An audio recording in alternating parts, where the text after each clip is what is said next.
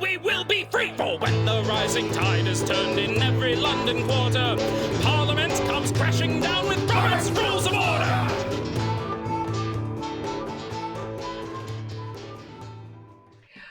Okay, so what number were we? It's your turn. Oh, it is my turn. Okay. I got distracted by my mangled thingy. Okay, the 16th.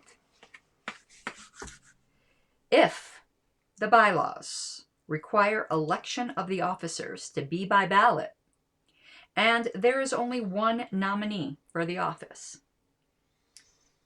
A, voting for a write-in candidate is not allowed unless permitted by the bylaws.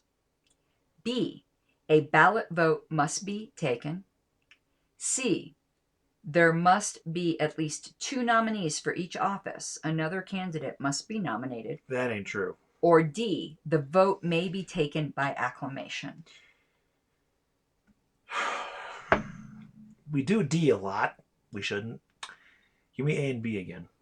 Voting for a write-in candidate is not allowed unless permitted by the bylaws. And B, a ballot vote must be taken.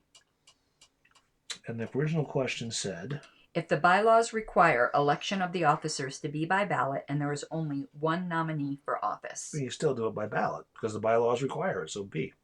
Correct. I mean, Now, what happened at the National Convention with Tim Hagen? they decided to do it by acclamation instead. And our bylaws require voting to be by ballot. Well, go get me a ballot. I'll fill his name in and we'll call No, it. I'm just saying, nobody raised an objection. No. And the parliamentarian didn't catch it. Yeah. I didn't catch it. Yeah, I didn't think of it either. I didn't learn this until afterwards. To me, it was like, but I forgot, write-ins are always allowed, so you have to. Yeah. And so, it was the wrong way to do it, but after convention's over, too bad, so sad. You can't raise but yeah. And be honest, in that case, why would you? Right, but I'm just saying. And that's a compliment to Tim Hagen and the job he does. Nobody wanted the job, and nobody wanted to run against him. It's a weird compliment. It's a weird compliment, but at the same time, and in this case, no harm, no foul. Right, correct. Yeah. But it's funny that no one ran. Usually someone does run. Yeah. Because Tim's been treasurer for like ever now. But he knows what he's doing, and everybody seems to be happy with it. So and that's a tough job. So it is a tough job. I was a county treasurer once, and that was bad enough. I was treasurer for Vita Cristo, a Christian organization. I'd never do it again.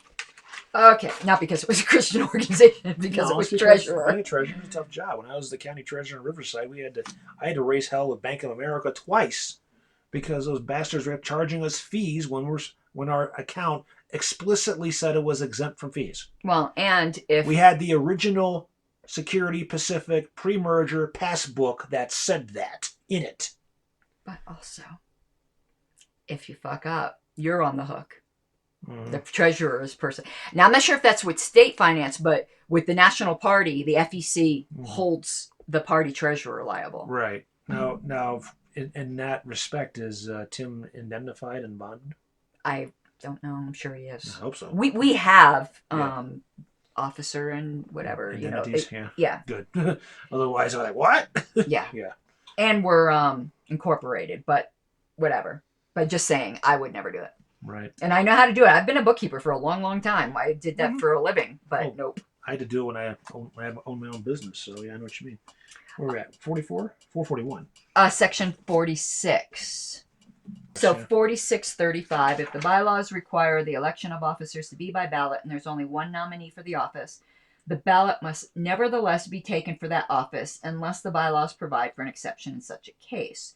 In the absence of the latter provision, members still have the right on the ballot to cast write-in votes for other eligible persons. Mm-hmm. There it is. Yep. Whoop, there it is. Easy peasy. Viva!